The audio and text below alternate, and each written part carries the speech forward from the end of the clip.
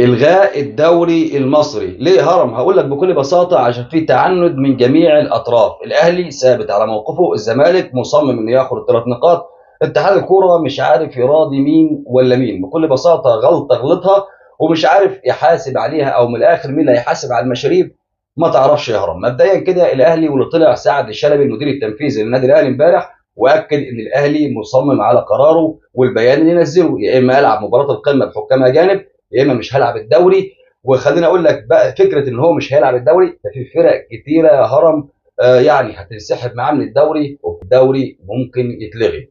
خالد الغندور اللي طلع امبارح واكد وقال لك ان انا معايا مصدر من الرابطه، وقال لي ان فكره العقوبات اللي هتنزل دي هتنزل بعد الجوله الاولى، يعني في نهايتها، يعني الكلام ده على بكره الجمعه. واكد فيه ان الزمالك هياخد الثلاث نقاط ويتحسبوا له، وان الاهلي هيتخصم عليه ست نقاط وهيطبق عليه اللائحه. عشان خاطر كده بقول لك فكره الغاء الدوري قريبه جدا جدا.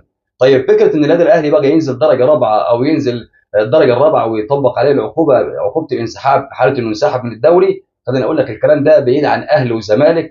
لان باختصار الامور كده يا هرم، لا الاهلي ولا الزمالك بينفذ عليهم اللوائح وينزلوا درجه رابعه. لان ما حدش بيتابع دلوقتي يا هرم غير الاهلي والزمالك في الدوري المصري، وفي اهلاويه بيتابعوا الزملكاويه عشان بس فكره ان هم ايه، يشوفوهم تعادل او يشوفوا يعني الحالات التحكيميه اللي فيها الجدل. والبعض الزمالك برضه بيتابع مباراه الاهلي لما خرج اثنين او خرج واحد بحجم النادي الاهلي من بطوله الدوري ويخرج منها كده ويقول له خليك انزل درجه رابعه، فشكرا، فممكن يتشال فيها مسؤولين ويتشال فيها ناس كتير. لكن فكره ان اهلي او زمالك ينزلوا درجه رابعه فبعيده جدا. خليني اقول لك اللي طلع امبارح برضه كمان سيد عبد الحفيظ، واللي قال معلومه مهمه جدا جدا. قال ايه؟ قال لك لما انت جايب حكام، قدرت تجيب حكام قبل المباراه بساعتين كنت جايبهم في القاهره، ليه حضرتك بتقول انا ما قداميش وقت ان انا اجيب حكام قبلها بيوم كامل، يعني الحكام يومين؟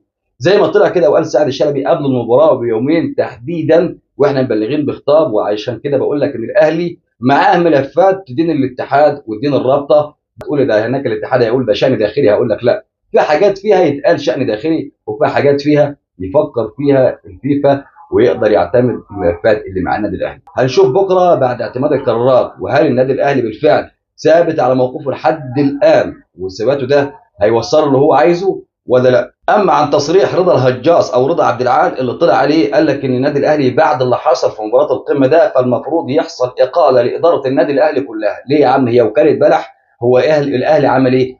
بكل بساطه الاهلي بيطالب على حقوقه. وعايز اقول لحضرتك، هو انت كنت فين اصلا وقت ما كان فيه انسحاب نادي الزمالك؟ ليه وقتها ما طلعتش وقلت الكلام ده؟